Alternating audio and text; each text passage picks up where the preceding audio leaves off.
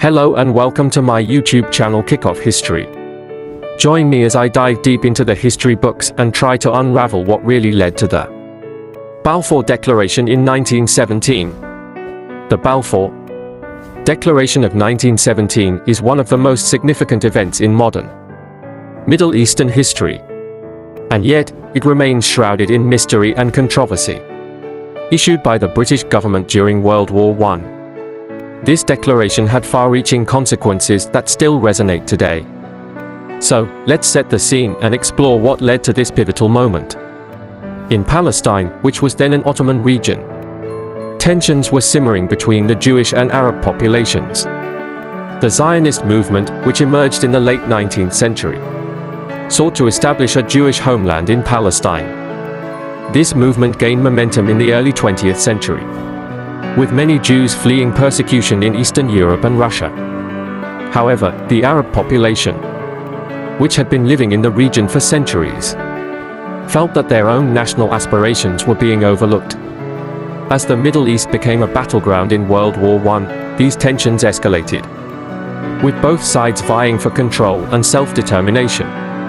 The Zionist movement had been actively courting British support, and the British government, eager to secure its own interests in the region, was receptive to their cause. The British government saw the creation of a Jewish homeland as a way to garner support among the Jewish population in Britain and the United States, thereby bolstering its war effort. Furthermore, a Jewish homeland would provide a strategic buffer zone between the British Empire and the French colonies in the Middle East. Meanwhile, the Arab population was growing increasingly restless, feeling betrayed by the British government's apparent support for the Zionist cause. Sharif Hussein, the Hashemite leader of the Arab revolt against the Ottomans, had been led to believe that the British would support Arab independence in the region. This perceived betrayal would have lasting consequences for the Middle East.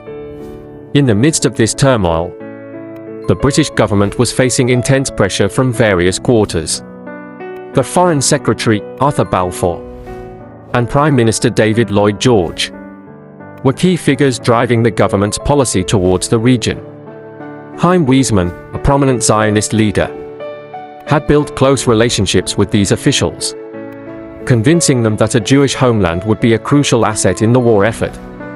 On November 2, 1917, the Balfour Declaration was officially issued, expressing the British government's support for the establishment of a Jewish homeland in Palestine.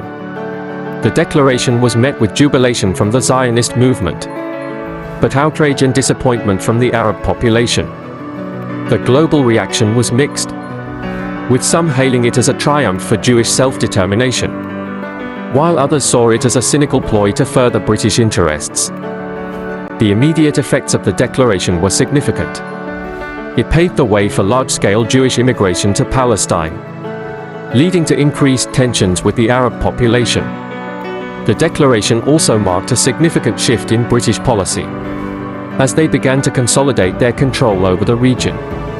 However, the long-term consequences of the Balfour Declaration were far more profound, sowing the seeds of conflict that would haunt the Middle East for generations to come. In conclusion, the Balfour Declaration of 1917 was a complex and multifaceted event, driven by the competing interests of the British government, the Zionist movement, and the Arab population. Its legacy continues to shape the modern Middle East, and it's essential that we understand the historical context that led to this pivotal moment. Thanks for watching, and be sure to leave your thoughts in the comments below. If you're interested in learning more about the history of the Middle East, be sure to check out my other videos on the topic. Thanks for watching, and please subscribe to my channel Kickoff History.